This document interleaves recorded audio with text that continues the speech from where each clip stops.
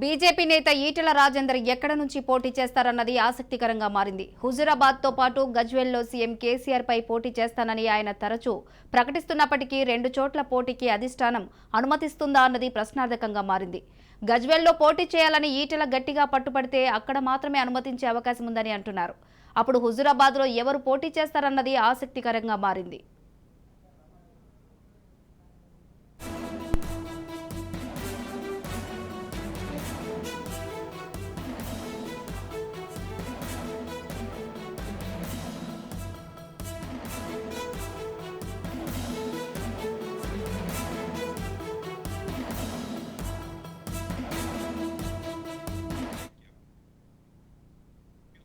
Right, ఇక దీనిపై మరిన్ని వివరాలను మా ప్రతినిధి స్వప్న అందిస్తారు. స్వప్న. రమాదేవి ఈటెల రాజేందర్ ఇప్పుడు ఇక్కడి నుంచి పోటీ చేస్తాడు. నేను సీఎం మీదే పోటీ చేస్తాను, గజ్వేల్లో గెలిచి తీరుతాను, సీఎంని ఓడించడమే నా జీవిత లక్ష్యం అన్నట్టుగా ఈటెల రాజేందర్ మాట్లాడుతున్న పరిస్థితి మనం చూస్తున్నాం. అయితే ఈటెల రాజేందర్కి ఆ ఛాన్స్ ఉందా? గజ్వేల్, అదేవిధంగా తను అనుకున్నటువంటి హుజూరాబాద్. ఎందుకంటే హుజూరాబాద్కి సంబంధించి ఈటెల రాజేందర్ పోటీ చేస్తే గట్టి పోటీ ఇస్తాడు, గెలిచేటువంటి అవకాశాలు కూడా ఉన్నాయి. ఇక గజ్వేల్ విషయానికి వస్తే తన సాయశక్తులు నేను ఒడ్డుతాను, ఖచ్చితంగా ఒకవేళ కేసీఆర్ మీద గెలవగలిగితే అదొక చరిత్ర అవుతుంది. అందుకే మనము కవిత మీద అరవింద్ గెలిచినప్పుడు ఎంత ఎగ్జైట్మెంట్ ఉందో, బీజేపీ దాన్ని ఎన్ని రోజులు అలాగే చెప్పుకోగలిగిందో మనం చూసాము. అయితే దీనికి ఎంతవరకు పాసిబిలిటీస్ ఉన్నాయంటే, మనం ఒకసారి కర్ణాటకని ఉదాహరణగా తీసుకుంటే అప్పుడు సిద్దిరామయ్య మీద అక్కడ సోమన్నని పోటీ చేయించారు. సోమన్న తన నియోజకవర్గంలో పోటీ చేశాడు, అదేవిధంగా సిద్దిరామయ్య మీద పోటీ చేశాడు.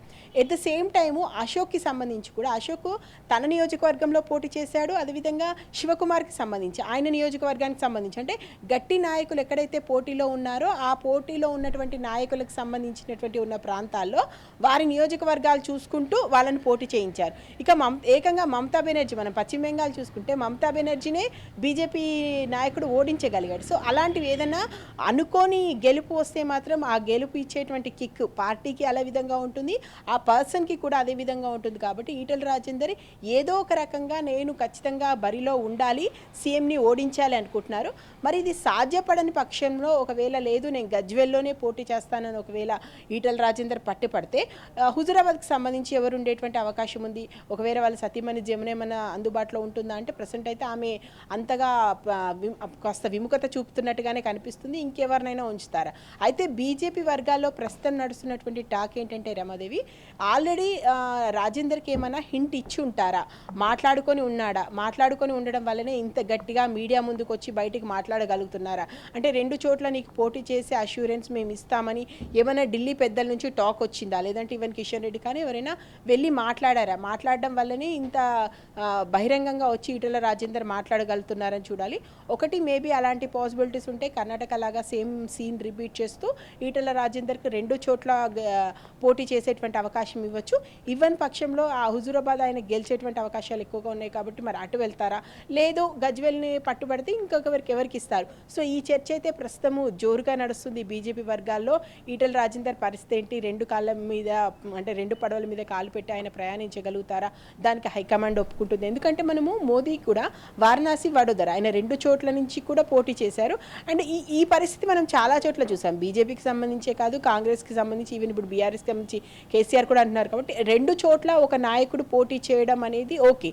కానీ ఇప్పుడు ముఖ్యంగా బీజేపీ, కాంగ్రెస్ లాంటి ఎక్కువగా ముఖ్యంగా ఢిల్లీ నుంచి ఎక్కువగా వాళ్ళకి రావాల్సిన విషయాలన్నీ అందుతుంటాయి. అక్కడ కదా వాళ్ళకి కావాల్సినటువంటి ఇన్ఫర్మేషన్ రావడము, వాళ్ళు అక్కడే వాళ్ళ విషయాలకు సంబంధించి అష్యూరెన్స్ రావాలన్నా లేదా గ్రీన్ సిగ్నల్ రావాలన్నా అక్కడి నుంచి రావాలి. కాబట్టి ఢిల్లీ పెద్దలు ఒకవేళ ఒప్పుకుంటే మాత్రం ఈటెల రాజేందర్ 2 చోట్ల పోటీ చేసేటువంటి అవకాశం ఉంది.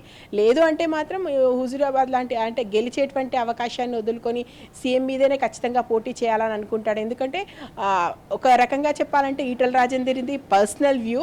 ఖచ్చితంగా అప్పుడు అసెంబ్లీకి ఈటెల రాజేందర్ని అడుగుపెట్టనివ్వకూడదు అనడము, కేసీఆర్ ఎంత పకడ్బందీగా నేను ఖచ్చితంగా అది అంటే మనసుకు తీసుకొని ఈగో క్లాషెస్ అంటారు కదా, అలాంటి ఒక ఈగో క్లాష్ మాత్రం ఖచ్చితంగా ఈటెల రాజేందర్కి కేసీఆర్కి మధ్య ఉంది. కాబట్టి ఇప్పుడున్న పరిస్థితిలో ఒకవేళ సీఎం కేసీఆర్ని కనుక ఈటెల రాజేందర్ ఓడించగలిగితే అది ఖచ్చితంగా ఒక హిస్టరీగానే ఉండిపోతుంది. ఎప్పటికీ ఈటెల రాజేందర్ సంబంధించి రాజకీయంగా నేను అనుకున్నది సాధించగలిగాను అనేటువంటి ఒక తృప్తి నాకు ఉంటుంది.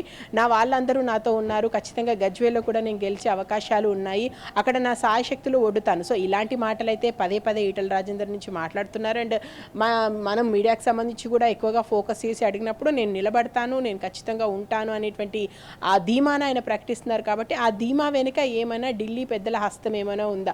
ఎందుకంటే అరవింద్ లాంటి ఇంకొక గెలుపు బీజేపీ పార్టీకి కావాల్సినటువంటి అవసరం ఉంది. ఎందుకంటే అందరినీ ఓడించడం వేరెత్తు, కేసీఆర్ కుటుంబాన్ని ఓడించడం ఒక ఎత్తు అనుకుంటే ఇప్పుడు కేసీఆర్ని ఓడించగలిగితే మాత్రం అది ఒక రకంగా మర్చిపోలేని గెలుపు బీజేపీకి అవుతుంది. కాబట్టి ఎలా అవుతుందో చూడాలి. ఏదేమైనా ఇంతకుముందు ఉన్నటువంటి వాటిని చూసుకుంటే అంటే కర్ణాటకను దృష్టిలో పెట్టుకుంటే అలాంటి పాసిబిలిటీస్ ఉండే అవకాశం ఉంది. ఒకవేళ ఈటల రాజేందర్ పర్సనల్గా వెళ్ళి అమిత్ షాని కానీ లేదంటే మోదీకి సంబంధించి ఆల్రెడీ నడ్డాతో కానీ ఇప్పటివరకు ఏమైనా మాట్లాడి ఉన్నారా, నాకు ఒక ఛాన్స్ ఇవ్వండి, నేను ఖచ్చితంగా గెలిచి చూపిస్తాను అనేటువంటి ధీమా భరోసా ఆయన ఏమైనా వ్యక్తం చేశారు. ఎందుకంటే ఇప్పుడు ఈటల రాజేందర్ కాదని గజ్వేల్లో ఎవరిని పెట్టినా కానీ గెలిచేటువంటి అవకాశాలు చాలా తక్కువ. సీఎం కేసీఆర్ని ఓడించడం అనేది చిన్న విషయం కాదు. అలాంటి చోట్ల ఎవరు నిలబడ్డా అది ఓడిపోయే సీటే. కాబట్టి మేబీ ఈటల రాజేందర్కి ఇవ్వడానికి ఏమన్నా మొగ్గు చూపారా, లేదు ఒక పర్సన్ ఇలా 2 చోట్ల నిలబడితే ఇదే సంస్కృతి కంటిన్యూ అవుతుంది, రేపు ఇబ్బంది అయ్యేటువంటి అవకాశాలు ఉన్నాయి, అలాంటిది ఏది కాదు మీరు ఒకటే ఎంచుకోమని ఏమన్నా అన్నారా? ఇప్పుడు ఈరోజు లిస్ట్ రాలేదు, రేపు కూడా లిస్ట్ వచ్చేటువంటి అవకాశం లేదు, ఎల్లుండి లిస్ట్ వస్తుంది. ఖచ్చితంగా మనకి ఎల్లుండి ఈటల రాజేందర్కి సంబంధించినటువంటి ఆ పేరైతే ఖచ్చితంగా ఉండేటువంటి అవకాశం ఉంది. ఆయనకు 2 చోట్ల అవకాశం ఇస్తే అది ఒక కొత్త వడవడికను బీజేపీ స్టార్ట్ చేసింది అవుతుంది. లేదు ఏదో ఒక చోట అంటే మాత్రం ఈటల రాజేందర్ కూడా హైకమాండ్ చెప్పిందని నేను ఫాలో అవుతాను, హైకమాండ్ మాట నా మాట అంటున్నట్టు కాబట్టి మేబీ ఒకటి అంటే ఒకదాని మీద ఉండేటువంటి అవకాశం ఉంది. ఏది ఏమైనా కూడా ఈటల రాజేందర్ 2 చోట్లనా ఒక చోటన పోటీ చేస్తే ఎలా ఉంటుంది, నిజంగా సీఎం కేసీఆర్కి గట్టి పోటీ ఇవ్వగలుగుతారా? ఇదే ఇప్పుడు బీజేపీలో హాట్ టాపిక్గా నడుస్తున్నటువంటి ఇన్ఫో అనుకోవచ్చు. Ramadevi. Right Swapna, thank you.